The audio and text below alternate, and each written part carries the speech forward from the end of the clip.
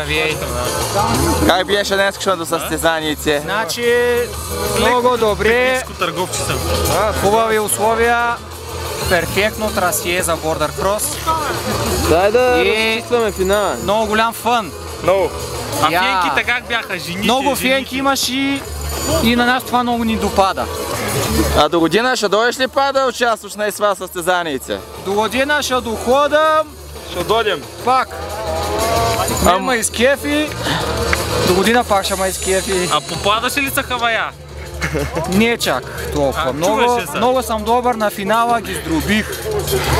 Къде изпревари други се състезатели? Че аз още горе, дено събутахме ги, дуинах всички. Те не останаха, Ако до финала ги водише. Направят винази, аз съм първи. Пакнах Дарвусу, оттам газ, бузи, на свич само че, разбираш.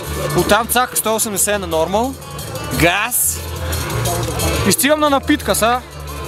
Жикнах отмахи и надолу през бордър кроса много добре влезнах в дупчицата. Виж, трябва да влезеш в дупката. Шац. Оттам стойка през равната писта, газ.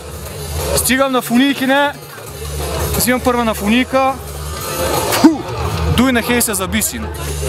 Натам ряс надолу пак на свич. Оттам 180 на нормал. Газ през големия скок. И така, тук цепнахме едно пиронче. А с стил ли караше?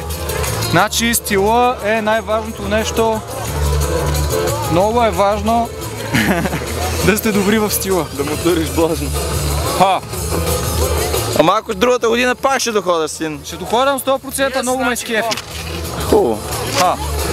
Кажи нещо на камерата. Здравейте! Много поздрави на всички в синия екран.